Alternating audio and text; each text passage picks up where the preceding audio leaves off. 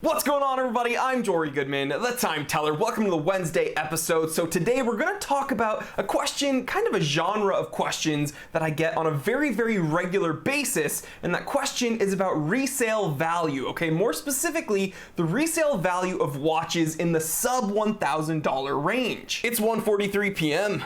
Let's get down to business. All right, so I get a ton of questions about resale value when it comes to watches. And listen, so if you're in the business of flipping watches, or maybe you're a reseller, then yeah, there are ways to seek out really desirable watches and then sell them to someone else for a profit, right? That's what you'd hope for. But listen, for this system to work out, you really need two things, right? One, you need capital, right? You need money in order to buy these watches and then sell them again for a profit. And then two, you need patience, because sometimes you're gonna be sitting on these investments for a little while in order to find the most prudent time to unload these watches. And I know what you guys are saying. Most of you right now are rolling your eyes. You're like, listen, Time Teller, I'm not a reseller. I'm not a flipper. I'm just a collector. Great, then I'm gonna tell you exactly what I tell everyone else. Collecting and buying watches based upon resale value is stupid and pointless. It's absolutely pointless. Buy what you like, okay? Buy what you like. They're your watches. You gotta enjoy them. Do not worry about the resale value. For instance, I get a ton of questions about the Sarbo 17 Alpinist. You'd be surprised how many people write to me asking me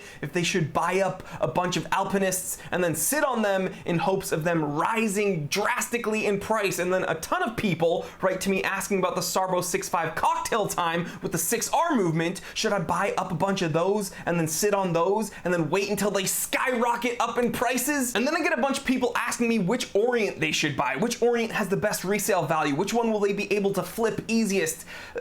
I love the Sarbo 17 Alpinist. I love it. I'll never get rid of it. And you guys already know how I feel about the Sarbo 6.5 cocktail time. I think that's one of the most impressive watches you can get at any price range. But the fact still remains there are simply too many of them out there for them to reach any real scarcity, and the prices aren't gonna skyrocket like you'd hope. They're just not rare enough for you to make any real profit off of them. I mean, the Sarbo 17 Alpinist, one of my all-time favorite watches. The value that watch holds in my collection when it comes to enjoyment far exceeds any monetary profit I'd get on the secondary market. So the cocktail time, the Alpinist, are they going up in price? Yes, slowly. Do I recommend you get one sooner than later? Yes, absolutely. If you want one in your collection, save yourself a few bucks, get one now. But do I see these watches as a monetary investment?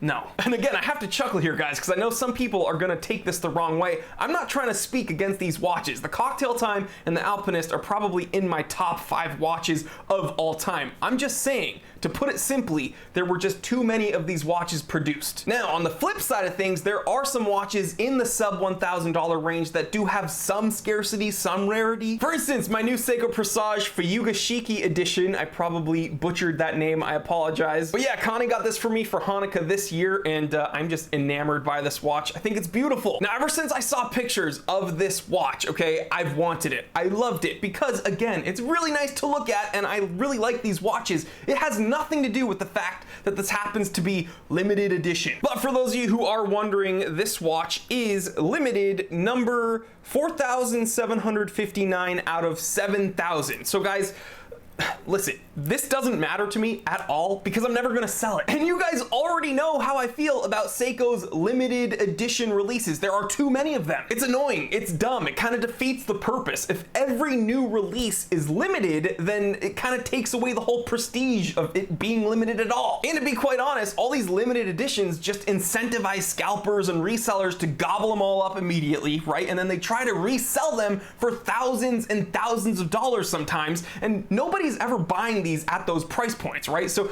all that's happening is these scalpers are sitting on huge amounts of these limited edition watches, and then people like us, the actual collectors that want these watches, aren't getting them. So yes, I love this watch. I think the dial is amazing. I think the attention to detail is amazing. I'm gonna do a full review on Monday, so stay tuned for that. I think it's amazing, guys.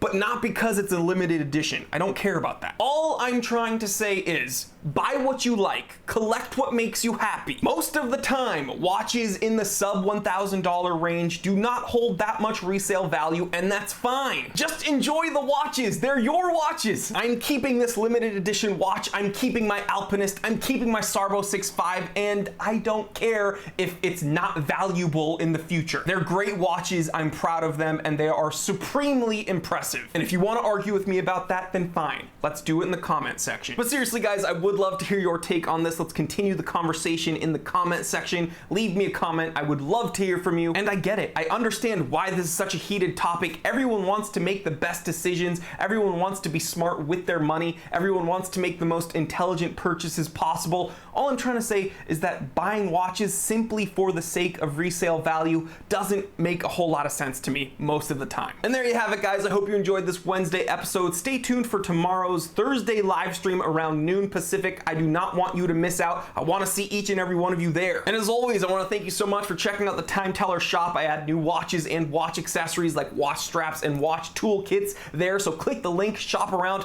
helps the channel out a ton when you do that. So thank you. And if you're new here, if this is your first time joining us here at the Time Teller channel, I want to say thank you so much for stopping by, but let's make this a little bit more official. Go ahead, click that subscribe button. It takes 1 second, helps me out a ton. And while you're at it, you can go ahead and click that little bell icon so you do not miss an episode of the Time Teller. There's just so much more awesome content on the way, and you don't want to miss it. I'm telling you guys, please like, comment, and subscribe. Share this with other watch enthusiasts, other people you think would enjoy this. I'm Jory Goodman, the Time Teller, and always remember, I didn't invent time.